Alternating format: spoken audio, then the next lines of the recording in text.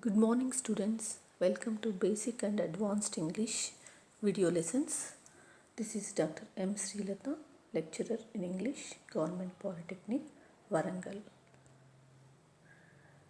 So today we are going to discuss a lesson on vocabulary, more specifically about the words often confused, series 1. The outcomes of this lesson are: on completing this lesson, learner will be able to identify and explain the meaning of similar words. The learner will use them correctly. On completing this lesson, learner will be able to differentiate between commonly confused words and use them correctly. So first, let us know what is vocabulary. Do you know what do you mean by vocabulary? A vocabulary is a set of familiar words within a person's language. That means a set of familiar words within our language. When you speak or when you write or when you read or when you listen from other person, so what are the familiar words from those sources? They consist of your vocabulary. And vocabulary, usually developed with age, serves as a useful and fundamental tool for communication and acquiring knowledge. So as you grow older and older, your vocabulary will be improved, because with age and experience you go on reading more and more books and you can acquire more vocabulary, so that this can help you to communicate in a better way and also helps in acquiring knowledge. In simple terms, vocabulary can be defined as all the words known and used by a particular person. So what do you mean by vocabulary now? In simple terms, we can simply say that vocabulary is all the words known and used by a particular person.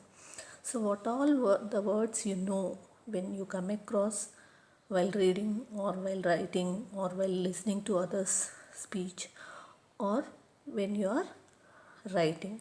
So whatever the familiar words known to you, they consider as your vocabulary. Now coming to the different types of vocabulary. So what are the different types of vocabulary through which you can acquire the vocabulary? The first one is reading vocabulary. So what the vocabulary that you come across, the words familiar to you while reading a book or novel, that consists of your reading vocabulary. A literate person's vocabulary is all the words they can recognize when reading. This is generally the largest type of vocabulary, simply because a reader tends to be exposed to more words by reading than by listening. So you are exposed to more words when you are reading than listening. So coming to the next type of vocabulary is listening vocabulary. So listening vocabulary consists of a person's the words they can recognize when listening to speech. People may still understand words they were not exposed to before using cues such as tone, gestures, the topic of discussion, and the social context of the conversation. So that means if it is a new word to you, you can know the meaning of that word through cues such as the person's tone or gestures, or with the help of the topic of discussion, and also sometimes the social context where the conversation takes place. So with the help of these cues also you can deduce the meaning of that particular word while listening to the speech or while listening to while you are indulging in any conversation. Then the third category is the speaking vocabulary. A person's speaking vocabulary is all the words they use in speech. So whatever the words that you use while you are speaking with somebody, that consists of your speaking vocabulary. it is likely to be a subset of the listening vocabulary. Due to the spontaneous nature of speech, words are often misused. This misuse, though slight and unintentional, may be compensated by facial expressions and tone of voice. So, when you change your tone of voice, sometimes it may help you to make other person to understand the word spoken by you. Then the last category of the vocabulary is the writing vocabulary. The words that you use in various forms of writing, from personal essays to social media, those words consist of your writing vocabulary. Many written words do not commonly appear in speech. So those words that we write in essays or novels, that kind of words we cannot repeat them in speech, because writers generally use a limited set of words when communicating. That means when they are speaking with somebody else, we use only limited set of words. But unlike that, when you are writing, you can use many different kinds of words. So these are the various types of vocabulary that you come across. A great vocabulary is just one essential tool in writer's toolbox, along with punctuation, grammar, and many other things. So because if you know a great length of vocabulary, it is the very essential tool in a writer's toolbox. If you know vocabulary, you can write well, along with grammar, punctuation. Not only the vocabulary, grammar, punctuation, and many other things also play a vital role in your communication.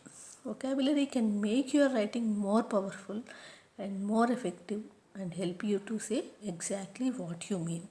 So if you have good set of vocabulary, your speech can be powerful and your writing can be powerful, and it can be effective. It can help the desired change that you want from other person. To speak fluently in English, we must acquire a rich stock of vocabulary. So if you want to be an effective speaker, you must have a good stock of vocabulary.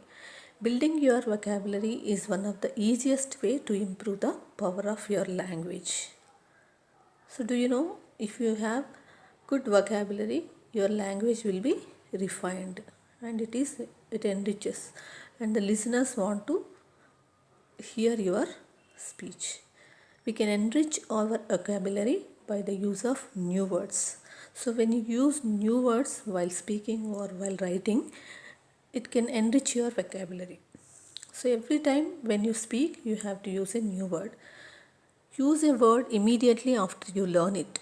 So when you learn a new word, immediately you can implement it in your speech. Try to make a game out of using a new word as you learn it. Every day try to slip in a new word into the conversation or a writing, like an assignment or email to a friend. So whenever you learn a new word, try to use that new word when you want to message your friend. Do this as often as possible and repeat the word to yourself. So that will enrich your vocabulary by using new words. And the second tip is, we can also improve the vocabulary by extensive reading. So whenever you read a novel or newspaper, news article, try to know new words. So when you read extensively, so that you can grasp more and more vocabulary. Try to read a well written and edited essay, magazine article, book, or news article every day. Non-fiction and technical books will quickly teach you the new ways of thinking and speaking with others. So apart from these two, you can also improve your vocabulary by learning root words. So root words, when you learn the root of that particular word, that means most of the words from English language are taken from a root word.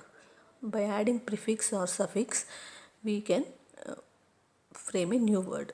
So the root words are generally from Greek and Latin language. Once you learn a root word, you will begin to understand more words that use the same word. So if you know the meaning of that particular root, you can guess the meaning of the words starting with the same root. So root words will also help to improve your vocabulary.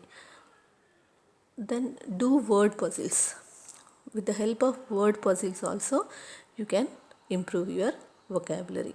Word puzzles in the newspaper or a magazine are not just for fun. They also help us to engage ourselves, and they also help to boost your vocabulary.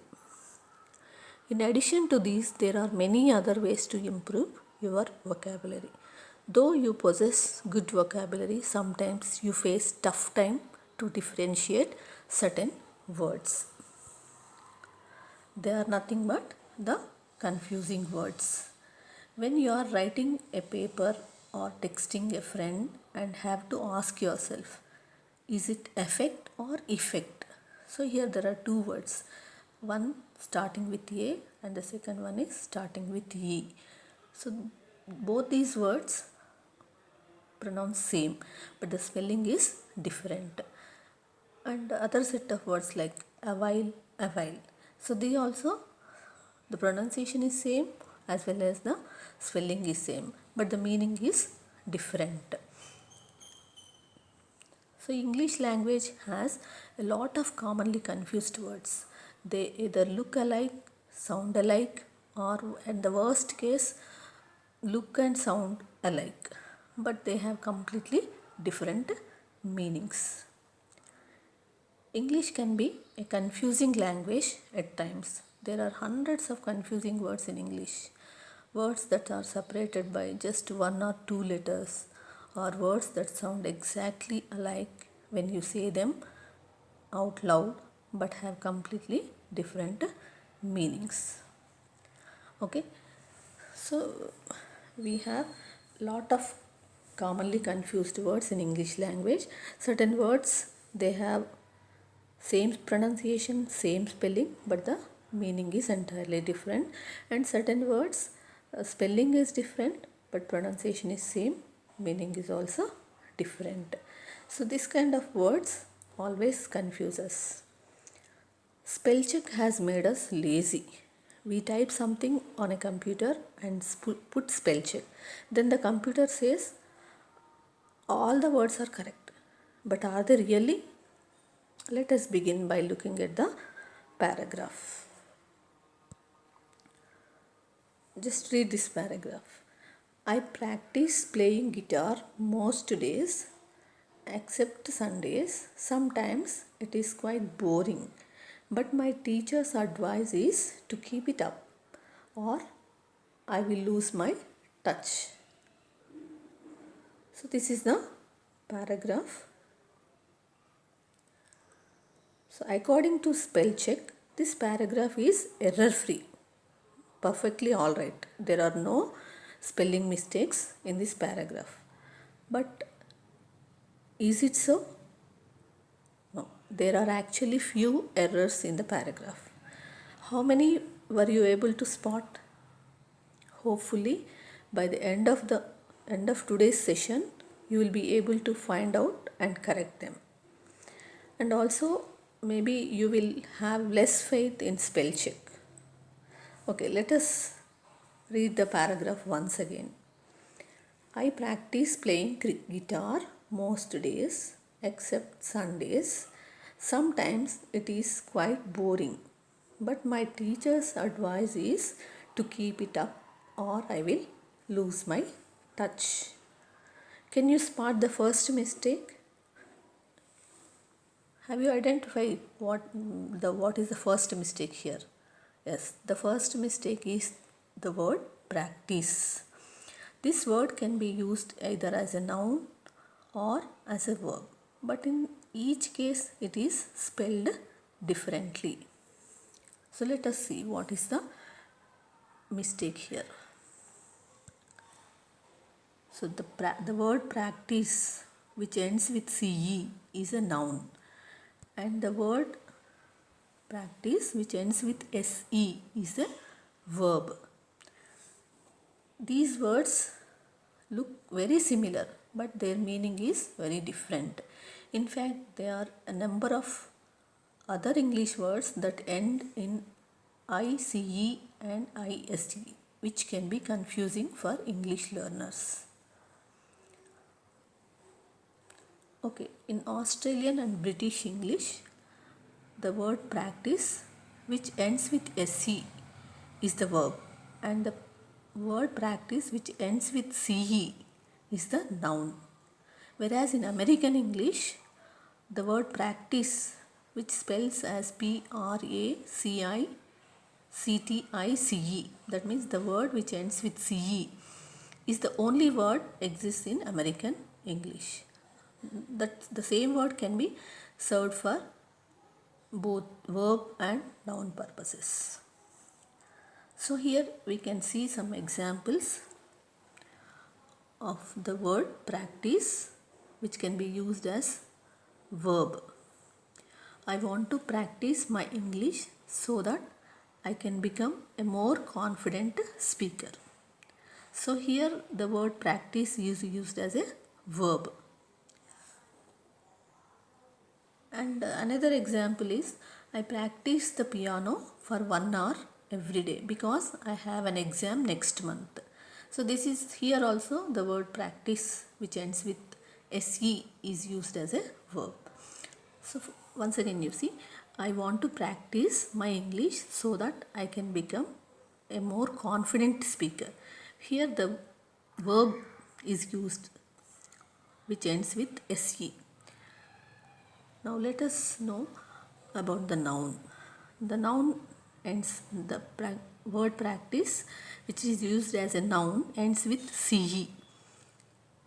So the example for this is practice is important if you want to master a musical instrument. So what is that? Practice is important if you want to master a musical instrument. So here we can have so many examples where the word practice used as noun.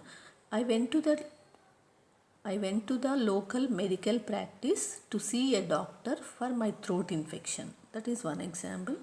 I want to improve our workplace practices so that we can create a friendly atmosphere. So here also the word practice used as a noun form.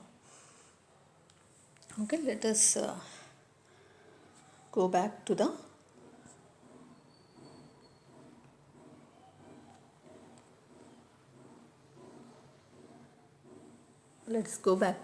that paragraph.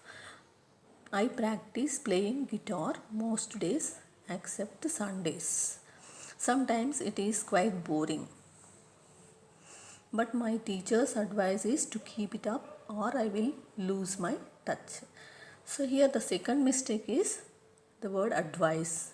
So just like practice, so here it is also given as a mistake. So whether we have to use the word practice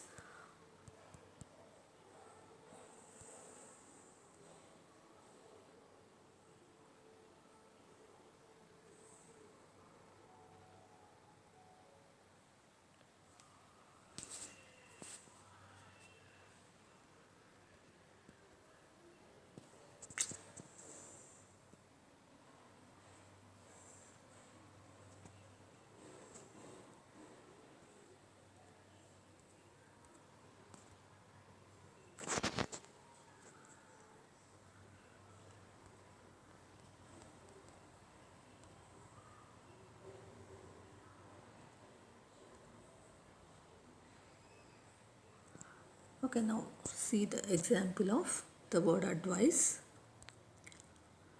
So the word advice which ends with ce is a noun.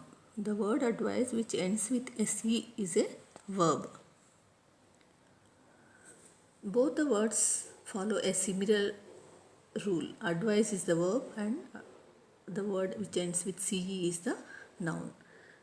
We can see the examples. The teacher advised the students to spend more time listening to English news. So where we have used the word advise as a verb. And coming to the second example, that is, I took my English teacher's advice to improve reading skills. Here the word advice which ends with CE is used as noun. So there are a few more examples. Advise as a verb we can use in this sentence. We usually advise our students to complete the assignment before deadline. Here the word advise which ends with SE is used as a verb. And the word advice can be used as a noun in second case, as a noun.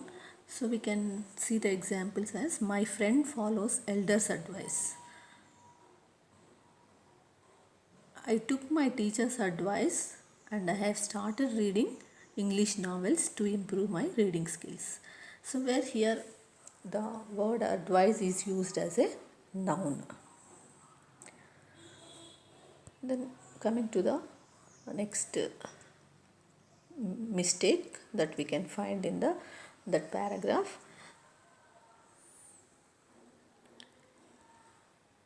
Is the word accept.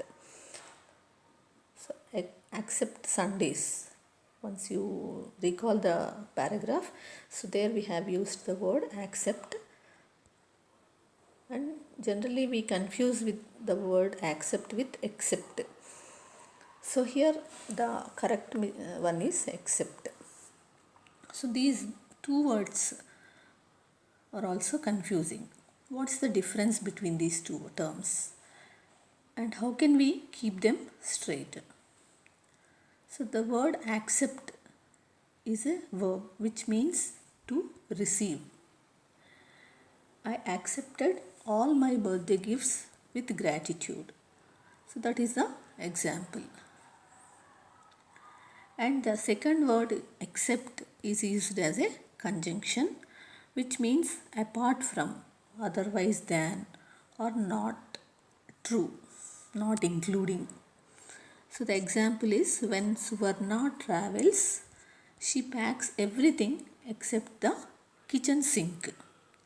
So when Suvarna travels, she packs everything except the kitchen sink.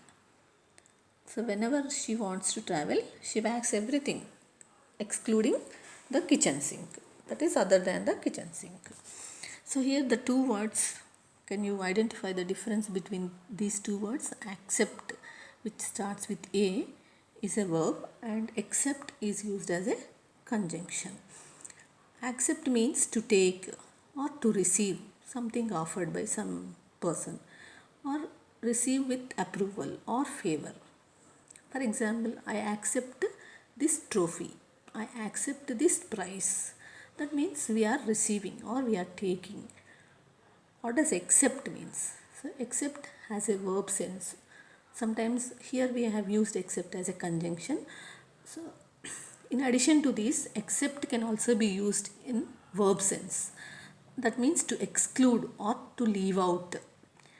As in phrase present company accepted. But it can also be used as a conjunction. For example, everyone is going to have lunch except for Robert. So here except is used in this sentence because everyone is having lunch but Robert is excluded. That means we are leaving, other than Robert, everyone is taking their meal, having their meal.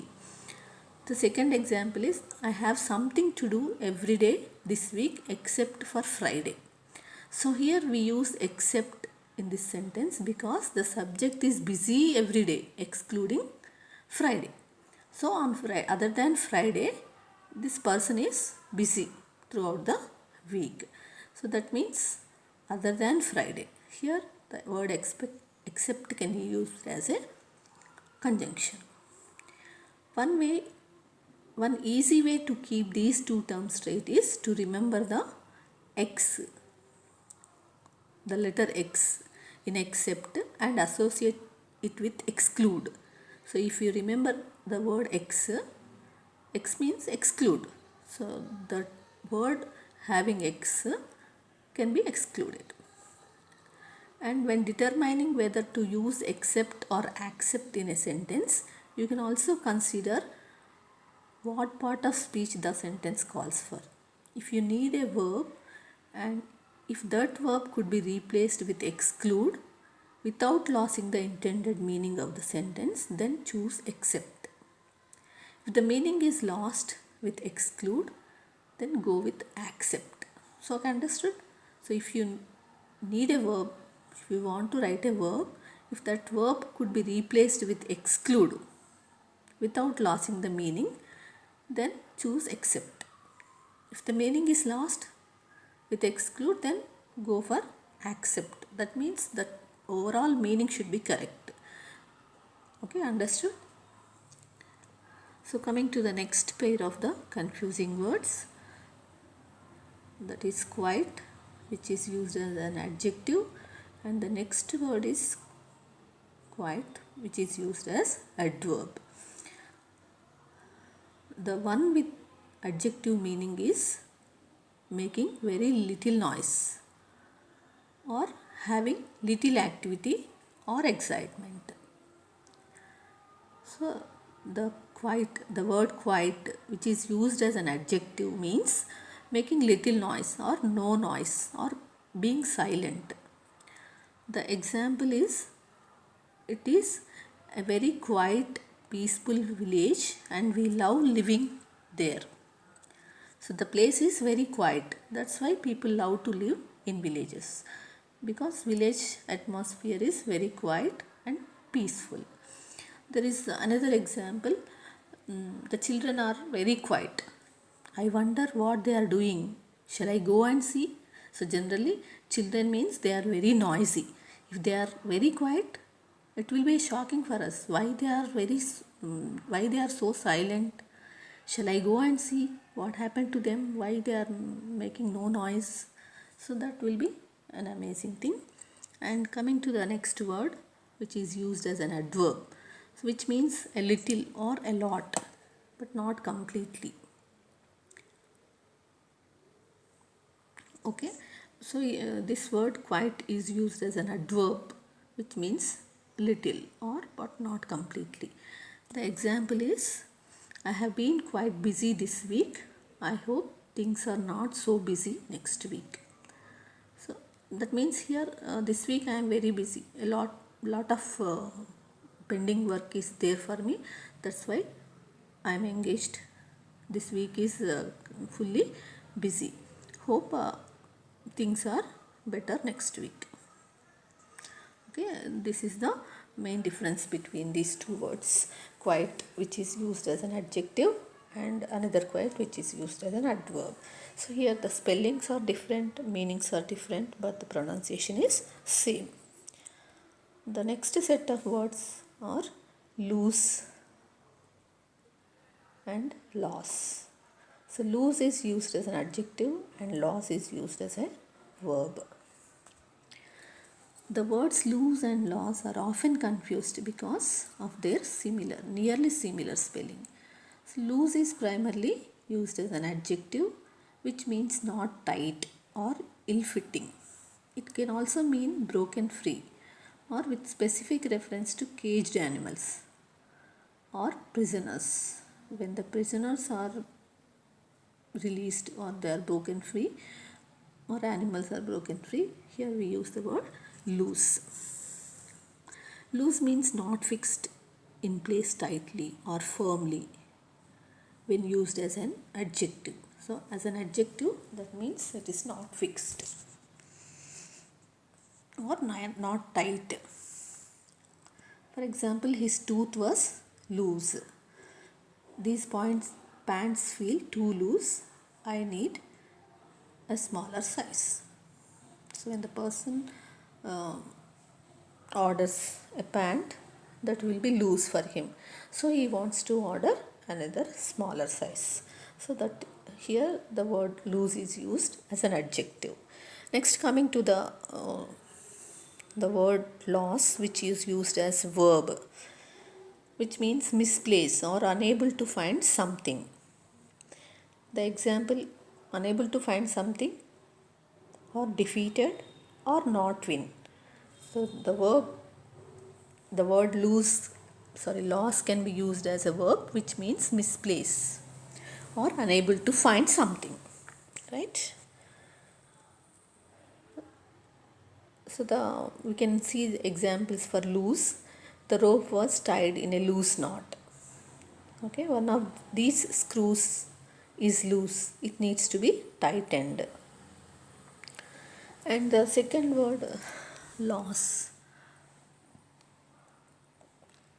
So, sorry, this word lose can also be used as a verb form. So verb form, lose in verb sense means to set free or to release or to detach or to discharge. But this is no longer in common usage. So we will not use the word lose as a verb. Generally the word lose is used an adjective only. But it is technically correct. If you can also use the word lose as verb. The example is the sailor loosed the boat from its moorings. That means the sailor released the boat from its moorings. When it got anchored, it can be released. So here we can use the word loose for the purpose of verb. An Indian soldier loosed a hail of bullets towards enemy camp. So when there is a fight between the two countries, like the present day war between India and China, the Indian soldier loosed a hail of bullets towards the enemy camp. That means he discharged bullets towards the enemy camp. Here we use the word loose as a verb. Then coming to the word loss, which means misplace or unable to find something, defeated or not win. It is used as a verb. Example, I would better not lose my keys again. I would better not lose my keys. If I lose my keys, I can't open my room. Another example is if the Delhi Daredevils lost their next match, they will be eliminated. So if this cricket team Delhi Daredevils lost their match, they will not be selected or they will not be going to the next level. Drinking alcohol makes a person lose his appetite. So when a person drinks alcohol, he may lose his appetite. So here the word loss is used as a verb. Whenever I lose my keys, I always check my bag twice. So whenever if I lost my keys, I will always check my bag twice. So this is the word loss. I would better not lose my keys again. Then coming to about a small tip for how to remember the difference between these two words, loss and lose. A good way to remember the difference is that loss has lost an O. Loss has lost an O. That means here only one O. Loss represents only one O. Imagine the O dropping out of the word. Another way is that lose is spelled like loo. Imagine sitting on a loo that is not firmly fixed to the wall. It wobbles over the place and then you fall off. Strong mental images like this will help you to remember the differences. So when you want to remember this kind of difficulty words or confusing words, you have to frame the associations or you have to mentally fix the images to remember the words.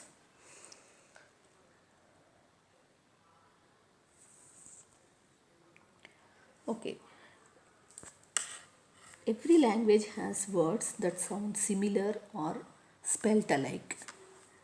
You may not find it difficulty to understand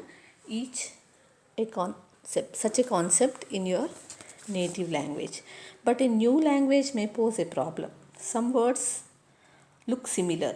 Some words sound similar, but some words look and sound same. The spelling is same and the sound is same, but they have different meaning. Some words confuse you with their spelling, while others puzzle you with their sound. So sometimes the spelling is same, the sound is same, but the meaning is different. Sometimes spelling is same, pronunciation is different. So it is important to understand the reason for this confusion and learn these words well to achieve fluency. To understand and overcome the confusion caused by these words, let us categorize the similarities and the differences, and what are the various categories of words we come across that will confuse us. Let us see. The first category is homophones. Homophones are the words which have similar pronunciation but differ in meaning and spelling. For example, you can take the words like break and break. One break spelling is B-R-E-A-K. Another one is B-R-A-K-E. So these are the homophones. And next one is homographs. Homographs are the words with the same spelling and pronunciation but different in meaning. They have the same spelling and pronunciation. Example, bank, which means a financial institution. So where we get our scholarship or where we deposit money, that is the bank. And the next bank, the spelling is same, pronunciation is same. That means the edge or border of a river or lake, that is another bank. So here these two words have same spelling and same pronunciation, but they have different meaning according to the context. And next category is heteronyms or heterophones. These are the words with identical spelling but they have different pronunciation and meaning. For example, lead. Lead is a metal. And lead means to guide. They have same spelling but the pronunciation is different as well as the meaning is different. The next category is the contractions. Contractions also pose problems like their, it's. So they are this type of contractions will also confuse you. The next category is capitonyms. Capitonyms are the words that change their meaning and pronunciation when they are capitalized. So if you take a word, the starting letter of the word is capital. If it is capital, the meaning is different. So the same word, if the starting letter is small letter, small alphabet, then the meaning is different.